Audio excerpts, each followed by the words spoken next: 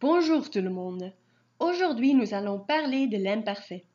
L'imparfait est un temps verbal qui correspond à onvoltooid verleden tijd en néerlandais.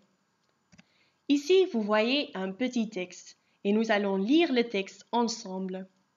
Ce matin, un homme est venu chez Monsieur Dupont. Il voulait vendre un collier en diamant. Monsieur Dupont a tout de suite reconnu le collier de sa femme. Il a téléphoné à la police. Voici ce que Monsieur Dupont a dit à la police. C'était un jeune homme entre 18 et 25 ans. Il était grand et très fort. Il mesurait 1,89 m. Il portait des lunettes de soleil. Il avait un piercing au nez et un tatou dans le cou. Il était habillé d'un pull vert et d'un jean. Maintenant, vous voyez quelques verbes en bleu. Les verbes se trouvent au quel temps verbal?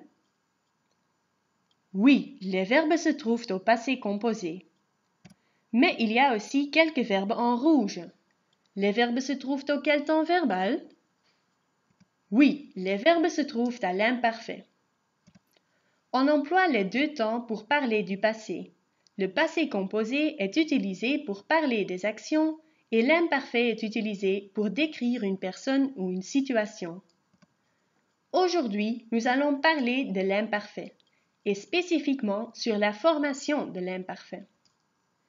Ici, vous voyez les formes de l'imparfait utilisées dans le texte. C'était et il était sont deux formes du verbe être. Le verbe être est un verbe irrégulier, mais je vous donnerai plus d'informations sur le verbe être à la fin de cette vidéo. D'abord, nous allons regarder les règles pour la formation des verbes réguliers. Il voulait vient du verbe vouloir. On prend la forme nous de l'indicatif présent. C'est donc nous voulons. On laisse tomber le ONS et on ajoute une terminaison de l'imparfait. Ici, c'est la terminaison AIT parce que le sujet, c'est il. Donc, il voulait. Regardons un peu les autres terminaisons de l'imparfait. Pour la forme je, on utilise la terminaison AIS. Pour la forme tu, AIS de nouveau. Il, elle ou on, c'est AIT.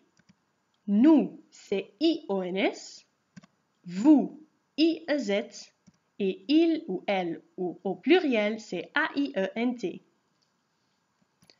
Un autre exemple, c'est la forme il mesurait. Ça vient du verbe mesurer. On prend donc la forme nous de l'indicatif présent, c'est donc nous mesurons. On laisse tomber le ONS et on ajoute une terminaison de l'imparfait.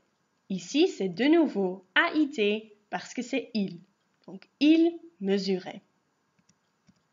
Un autre exemple, il portait. Ça vient du verbe porter. On prend la forme nous de l'indicatif présent, c'est donc nous portons. On laisse tomber le ONS et on ajoute de nouveau AIT, c'est il portait. Un dernier exemple, c'est il avait. Ça vient du verbe avoir. On prend la forme nous de l'indicatif présent, c'est donc nous avons. On laisse tomber le ONS et on ajoute une terminaison de l'imparfait. Ici, c'est de nouveau la terminaison AIT parce que c'est il. Donc, il avait. Comme j'ai déjà dit, le verbe être est irrégulier. Vous voyez ici les formes de l'imparfait. J'étais, tu étais, il, elle, on était, nous étions, vous étiez, il, elle au pluriel était.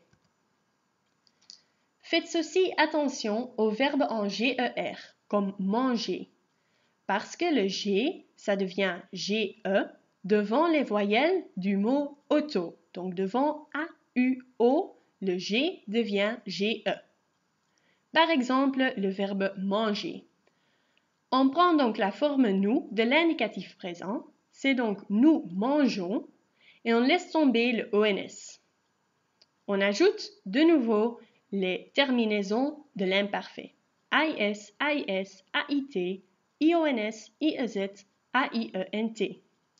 Donc, ça devient je mangeais, tu mangeais, ils, elles ont mangé, toutes les formes avec un E, nous mangeons, vous mangez sans E, et ils, elles au pluriel mangeaient avec E.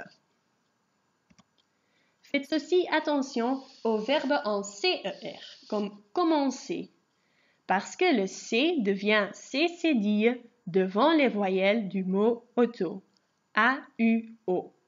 Par exemple, le verbe commencer.